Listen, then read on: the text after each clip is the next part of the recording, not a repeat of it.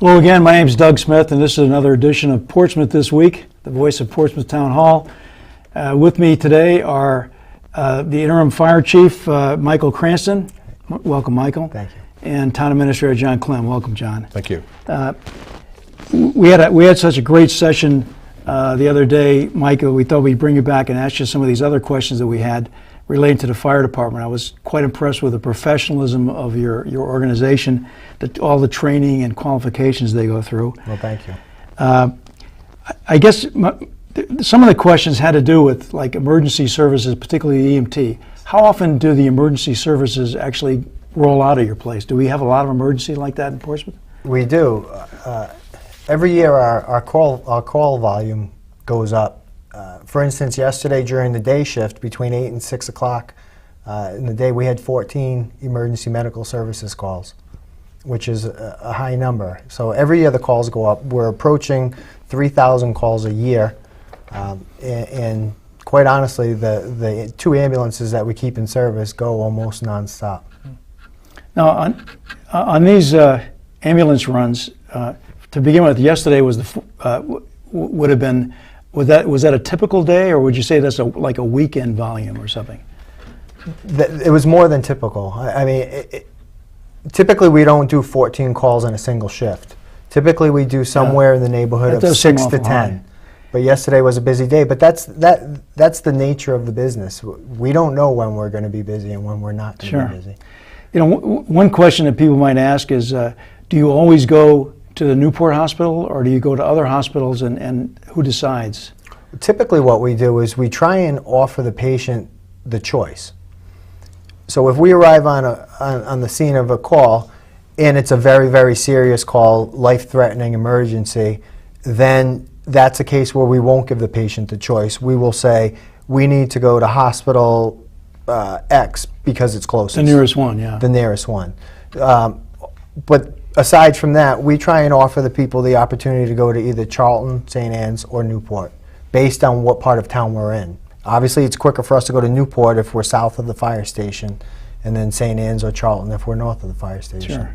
And sometimes, I'm sorry to interrupt, but sometimes we actually go to Hasbro as well with kids. All the way to Providence. Yeah, as long as we speak to a physician and both the EMT that's in the truck and the physician are comfortable with the amount of time it's going to take to get there and the patient's condition, then we'll do that. Have you ever had an occasion where the van's out at an emergency and you get another emergency call and you have to send the other van? What do you do then? We keep 2 rescues in service. So we have our first run rescue is the first one to go out, and then we have the second one staffed as well. And it does, I don't know why in my 21 years in the fire department I haven't been able to figure it out, but it's like clockwork. When one goes out, the other one will go out within the next 20 minutes. Murphy's Law somehow. Yeah, exactly. Yeah. But we're well equipped to handle it. Now, on these emergency runs, is the town compensated for using the emergency vehicles and taking people to the hospital? Yes. Or is that a public service of some kind? Well, what happens is if we take somebody to the hospital for a medical issue or trauma or something like that, we get back and the administrative captain that we have goes through the reports, all of them, and then when he's satisfied that they're filled out both completely and accurately, they're sent to a billing company. The billing company then sends first a request for information, insurance information out to the patient, and then when they get that insurance information back, the billing company charges whatever their fee schedule is based on the Medicare allowable rates. If it's a Portsmouth resident and either they don't have insurance or their insurance doesn't fully cover whatever they were charged, then the town does not make them pay. So that's how it's set up. So it does bring in revenue to the town, number one, but it also provides a break to the town residents. Okay. Does that cover the basic cost of doing this? Probably not. I mean, if you have two of these things always on duty. Well, it depends. It depends on where you're going and what you're doing when you get there. We have, I mean, we go, sometimes it's a patient who, needs a laceration bandaged and transportation, which typically, medically, doesn't cost us a whole lot in materials and equipment. I mean, if you go to somebody's home who's having a heart attack, That's a big Sure. deal. We need to give them medication. We need to start an IV line. We need to hook them up to a 12-lead EKG. We need to give them oxygen right away. I mean, there's a tremendous amount of thing. And so, yes, the cost goes way up on that. But if somebody had a cut or something relatively minor, you guys could handle that on the scene, pretty much? Yeah, absolutely. What we do is, there's a lot of times, Doug, where we get people who call us, and then when we get there, it wasn't them who called us, it was their loved one. And they're embarrassed. Yeah, yeah. And they say, oh, geez, I don't want to go to the hospital, Yeah. which is fine, It's not a but big deal. it's always best to just let us come down and check you out, make sure you're okay, give everyone peace of mind. Sure. As far as fires go in Portsmouth, it doesn't seem to me, at least, it's just reading the newspapers and things, that we have an awful lot of fires in Portsmouth. How do you think how do you think our rate of fires compares with other towns? Do you think we're doing better, or is it just that we don't see the fires? Well, I think it's both, to be quite honest with you. I think we have a very good fire prevention program, and the state has come a long way, in my opinion, as far as updating the fire codes in recent years. That being said, we do have, I think, at least as much as or more fires than comparable communities. I think they're just smaller. I think we have a lot of bedroom fires, a lot of kitchen fires that are, pretty much extinguished by one engine that shows up. So they're not, as newsworthy, if you will. Are there certain areas of town that are more prone to that, maybe because of density of houses or something? There's certainly areas of town that create more of a concern for us because of the congestion, and we have a lot more of what we refer to as an exposure hazard. The houses are very kind of packed in there tightly, and the streets are narrow, and maybe it's not as easy for us to maneuver, say, the tower ladder in Island Park as it is in other parts of town. Sure. The whole issue, I think we discussed at the last show, the issue of trying to move people around and give people addresses and things in Portsmouth is a tough one. And also, I think a lot of our homes seem to be older homes that were probably built way back in the day, and you have to wonder whether their electrical systems are up to fire code or not. Right. I know some people have fire detection systems that are tied in to their home security system. And if a fire alarm goes off in the house, how does the fire department get the word on this, and what do you do? Typically, if people are hooked up to those type of systems, it's like a commercially available system, and sometimes the company also ties in, say, a burglar alarm. So what will happen is if there's a fire alarm activation, the devices in the home sound an alarm. That alarm is transmitted to the alarm company, and then the alarm company calls us on the phone and says, this is fire alarm company XYZ. We have an activation of a residential fire alarm at this particular address right now. And then we'll respond. We'll get as much information as we can on the homeowner, see if we can make a phone call to the home and find out if it was cooking on the stove or if there's nobody home, or in fact if there is a real problem going on. In the meantime, we'll be dispatching all of our apparatus down in that direction. Now, what if there's nobody home? What do you do then? Typically what we do if there's nobody home, if we can, we try and get as much information simply by looking in the windows. If it's nighttime, we have big lights. We shine in every window. If nobody's home and there's nothing going on in the home, we're not going to break down the door or anything like that, obviously. But if we do go down there, and if it's a medical issue, then we have the police arrive on scene. Anytime we need to enter somebody's home and there's nobody home or they're not able to come to the door, we have the police on scene before we gain entrance, either through a window or an unlocked door or by any means that we have to. If a homeowner knows that there was an alarm and he thinks it was a false alarm, for example, something went off, right, and he turned it back to safe again, what should they do? Should they notify you immediately before any action you guys start rolling out, or I think it's certainly a good idea to notify contact you us. directly? Call the fire department at 683-1200 and let us know, hey, this is no big deal. I burnt food on the stove, or I dropped a cigarette on my bedding, that kind of thing. Typically, we'll still send one engine just to confirm, if you have somebody says, I dropped a cigarette on my bedding, but everything's out, it's fine.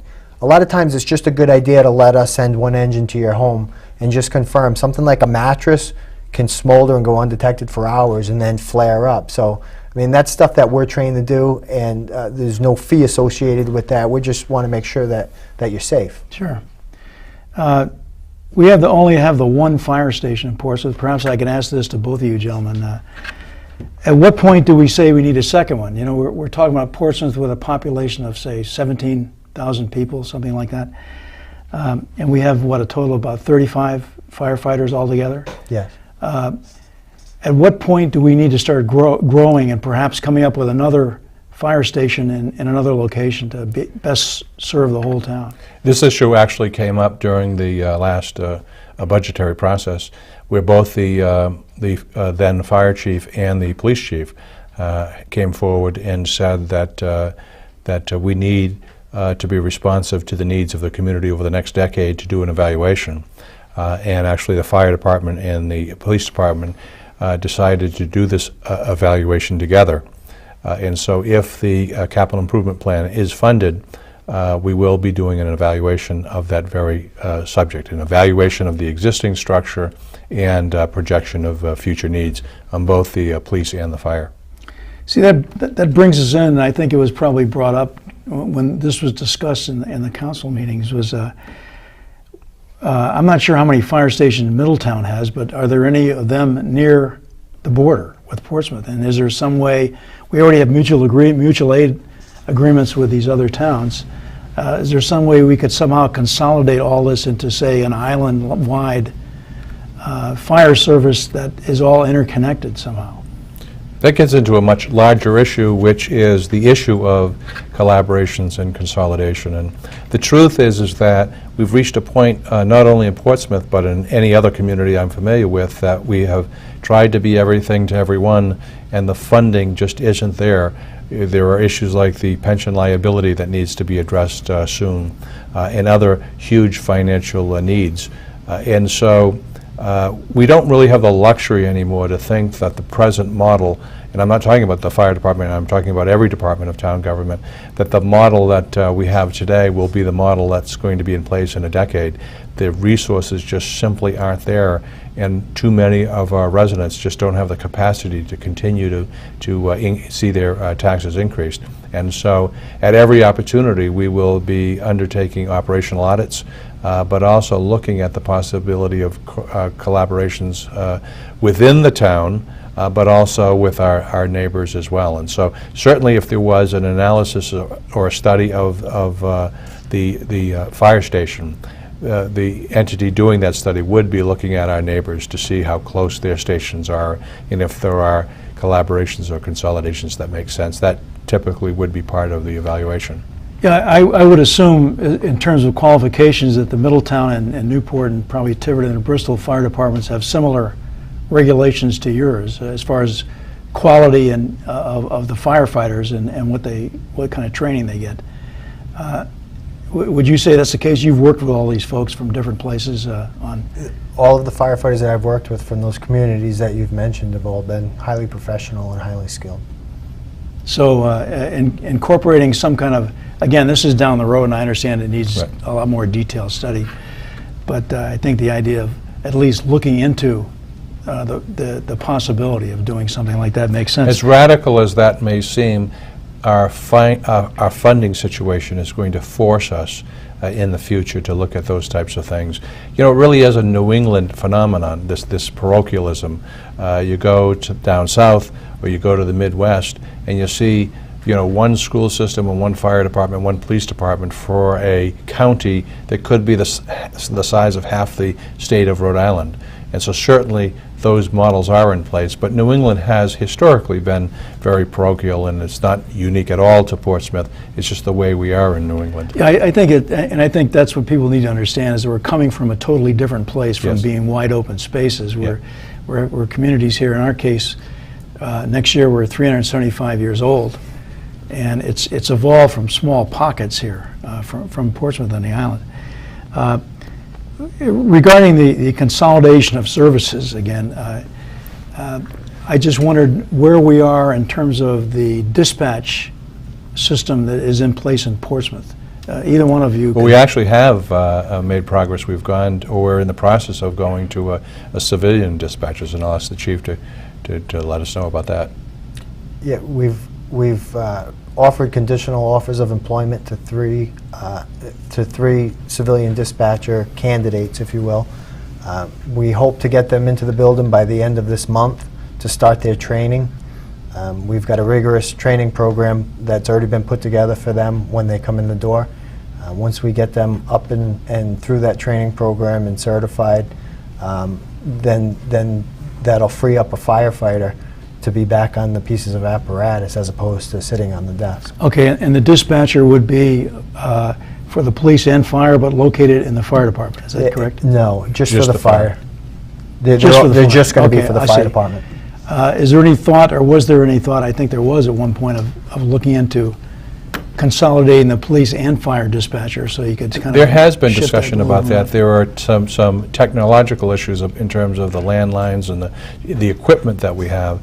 But once again, those are the types of things that we'll continue to look at to see if it makes sense so that we can achieve some cost savings. Yeah, and I can understand, we talked in an earlier program about the differences in jargon or if terminology and things like Right. that, and I can see where that might be a concern between police and fire. It does seem, though, many communities go that way. It may have started that way originally, Right. which makes it a lot easier to continue it than Right. it is to try to change. I Right. understand that. But what kind of concerns would you have if, just carrying this a little bit further, with consolidating police and fire? Do you think it's more training, or what is the key issue for you? Training is a huge issue. I mean, because that first connection with a person that is in a situation surrounding our police or a fire, you absolutely have to ensure that the people answering the phones are well trained and certainly capable of answering or dealing with any concern, and so that is critical. And the type of training that a fire dispatcher needs to involve themselves with is not necessarily the same type of training. But clearly a lot of jurisdictions in this country have combined. It's certainly possible. There is cost savings, but training is an important factor. Yeah, I would think there probably would be professional dispatchers that would come out of the woodwork somewhere and say, hey, we've done this and we've done both of these things. A lot of this comes down to money. And I know the fire department and the police department budgets are big parts of the town budget. Just out of curiosity, what is the budget for the fire department this year? It's in terms of for money? a little over $4 million. $4 million. Yeah. And the equipment that we do have, are there any requirements to replace anything in the near term, in the next year or two? Or? Well, fortunately, we actually just purchased 2 new fire engines in the last year or so. So I think equipment-wise, we're in pretty good shape right now. We have a utility vehicle that needs to be replaced, but we're going to address that when we need to. Now, do you think that we take enough advantage of federal and state grants and programs like that? Let me ask both of you gentlemen, if I could. Many of which would relate to emergency problems or fire and police issues. Do you think we take advantage of those enough, or do we need to be more active in that area? I think town-wide we need to be much more aggressive. Actually, the fire department and the police department have done a good job at their grant seeking capacity. Town-wide we need to become much more aggressive. It's just a matter of making the commitment to really search out the grants. You're never going to get a grant that you don't know about, that you don't apply for. And so that is why. But I think that compared to other town departments, the fire department has been pretty aggressive. We're actually putting in for a grant that's today, as a matter of fact, is the due date, and we've my administrative captain of EMS and training has actually done most of the work on the grant, and we completed it yesterday, and it's going in today, and it's for a substantial amount of money with a very small amount of matching from the town. Yeah, so that kind of lets me segue into another area. What about volunteers? I know a lot of fire departments originated from a volunteer fire department, and they become professional today. I think Bristol has a volunteer fire department. Are there any uses that you could see for volunteers, perhaps not as firefighters, but as doing something else for you guys that might be able to help?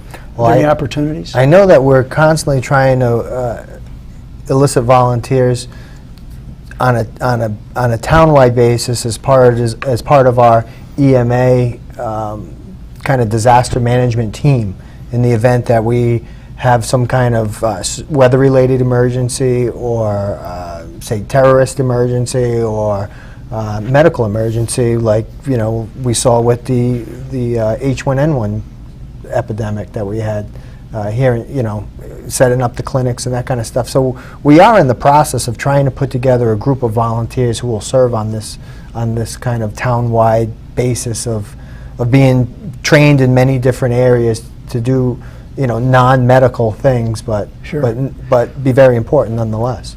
And we also, as the chief had mentioned earlier, we have a volunteer association, and they've been tremendous over the years in terms of raising funds to buy. It's a volunteer fire association. Yes, to raise money to buy equipment and supplies and that type of thing, and I want to publicly thank them for their years of service. They have allowed us over the years to have the best equipment and the best training on the EMS side of it for my entire career. They absolutely have. Yeah. There are a lot of volunteers in Portsmouth, I think, and a lot of them you have to sort of coax out into the open, but once they're out there, they can do a lot of things, and I think there's an opportunity perhaps for the fire and the police department, harbor master, for example, to look into the feasibility, at least, of using some of these guys. Let me ask you kind of a silly question, perhaps, but what are some of the most unusual things that you've experienced as a firefighter? I'm sure you've got some great stories to tell. I don't know that I can tell all of them. Yeah. One night I was lucky enough to deliver a baby. Oh, jeez. That was Wow. pretty exciting. Girl or boy? Girl. Wow, okay. Her name's Olivia, and I actually to this day I'm friends with her mom. I was going to say, do you still feel kind of a responsibility there? That's great. That was in Portsmouth? That was in Portsmouth, yes. Have you ever had to actually go up a tree or send one of your guys up to get a cat? I mean, that's kind of the stereotypical. No, but we've done, looking for missing snakes and snakes. I would say you're on your we own had now. somebody's pet, either boa constrictor or python, escape one day, and it was a all-out snake hunt for a few hours until we found it. Oh, boy. That is unusual. John, I know you've got a lot of things going on with the fire department right now. The selection of a permanent Yes. chief, for one. The operational audit of the fire department. Care to comment on those? Well, the selection process has just begun, and at the same time, it's a perfect opportunity for us to step back and have a kind of an objective set of eyes take a look at our fire department to make recommendations so that the new chief can come in and be handed a document that makes some suggested recommendations for changes or whatever. I think it would be a very helpful tool for our new chief, and so I'm excited about that. It's part of an overall town-wide effort to do operational audits, and we want to do 1 or 2 departments a year for the next 6 or 8 years, under the thinking that none of us in town government are perfect. And there's always room for improvement in every one of our departments. And a lot of times, bringing in someone from the outside that has larger experiences with a multitude of communities, bringing fresh ideas or new ideas is a helpful process.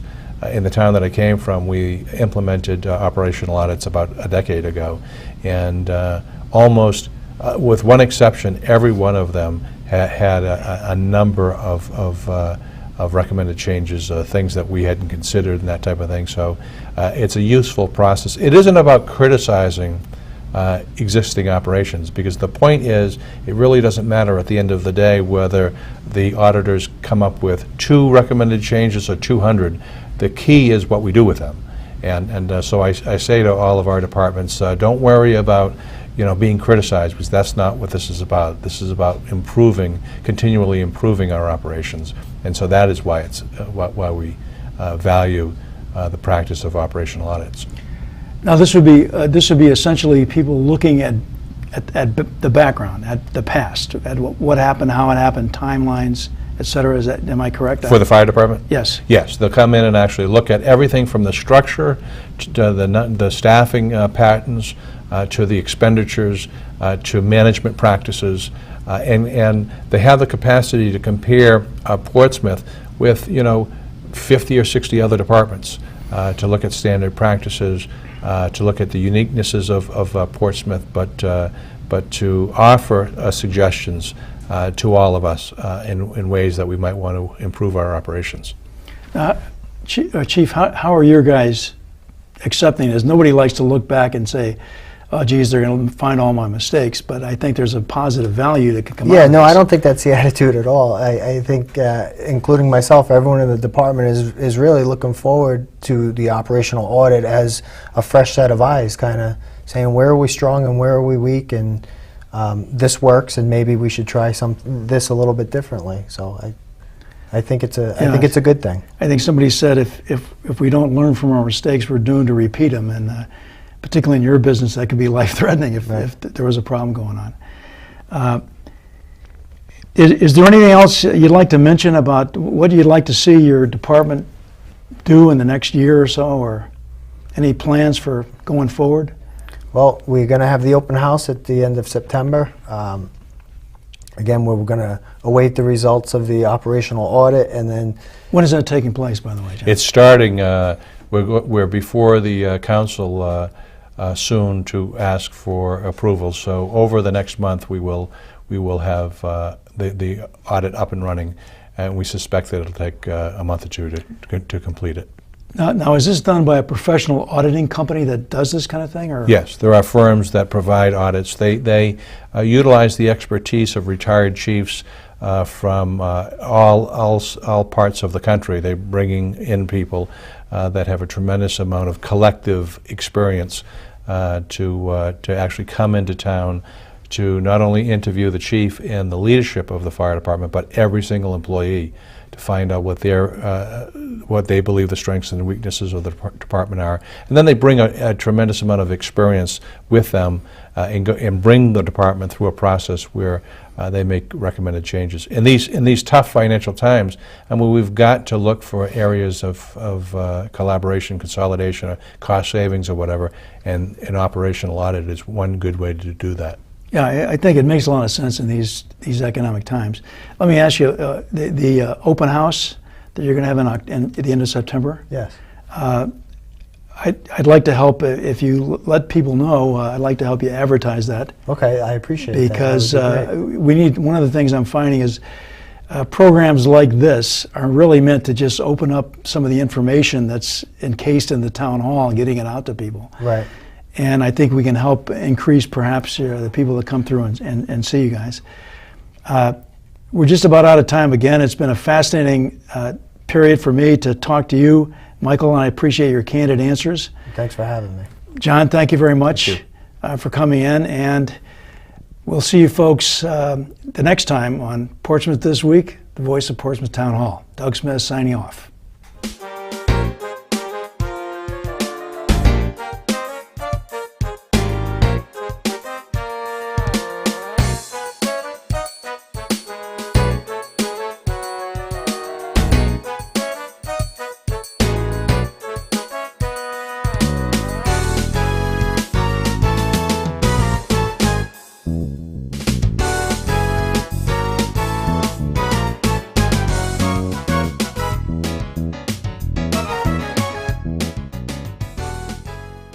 In 2012, Rhode Island's new voter ID law will go into effect. You're going to need to bring with you identification when you go to the polls to vote. A Rhode Island driver's license, a Rhode Island ID, a student ID, or any state or federal government issued identification card with a photo on it is sufficient to vote. If you do not possess one of those forms of identification, we will provide one to you for free for voting purposes only. For details, please call us at 222-2340.